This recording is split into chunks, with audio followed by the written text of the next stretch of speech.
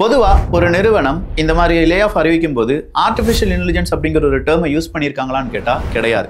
அதுக்கு பதிலா அவங்க யூஸ் பண்ணக்கூடிய டேர்ம் ரீஸ்ட்ரக்சர் பண்ணிட்டு இருக்கோம், ஸ்ட்ரீம்லைனிங் பண்ணிட்டு இருக்கோம், காஸ்ட் எஃபிஷியன்சிக்காக இந்த லே ஆஃப் பண்றோம், இந்த மாதிரியான வார்த்தைகளை பயன்படுத்துறாங்க. ஸோ டிசிஎஸ் என்ன சொல்றாங்க? 12,000 பேரை கட் பண்றோம்னு சொல்றாங்க. அப்படின்னா டிசிஎஸ்க்கு பணம் வராததுனால தான் இந்த 12,000 பேரை கட் பண்றாங்களா அப்படிங்கிறத டிசிஎஸ்னுடைய சிஇஓனுடைய சேலரியில இருந்து நம்ம பார்க்கலாம். சிஇஓ சேலரி 2025 மார்ச் பொறுத்த வரைக்கும் கிருத்திவாசன் அப்படிங்கிற அந்த சிஇஓக்கு அவருடைய சேலரியில இருந்து 4% ஹைக் அப்படிங்கிறது கிடைச்சிருக்கு. எக்ஸாக்டா 4.6% ஹைக் அப்படின்னு சொல்லலாம். அப்படின்னா அவருடைய சேலரி இப்ப எவ்வளவு தெரியுமா?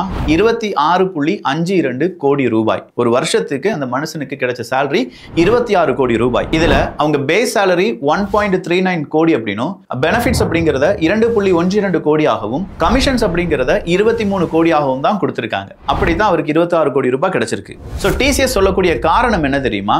ரீஸ்கில்லிங் அண்ட் ரீடிப்ளாய்மெண்ட் இனிஷியேட்டிவ் அப்படிங்கிறது தான். ரீஸ்கில்லிங் ரீடெப்ளாய்மெண்ட் அப்படின்னு சொல்லும்போது இப்ப டிசிஎஸ்ல இருந்து அதிகமா இந்த ஒரு பாதிப்பு 12,000 பேர்ல அதிகமான நபர்கள் யார் அப்படின்னு பாத்தீங்கன்னா மேனேஜர்ஸ், மிட் லெவல்ல இருக்கக்கூடிய நபர்கள், அதாவது வெல் எக்ஸ்பீரியன்ஸ்டான நிறைய சம்பளம் வாங்கிட்டு இருக்கக்கூடிய அந்த மிடில் லேயர்ல கொஞ்சம் பேர் இருப்பாங்கல்ல, அவங்க தான் இதனுடைய டார்கெட். அவங்க மட்டும்தான் டார்கெட்டான்னு கேட்டா இல்ல.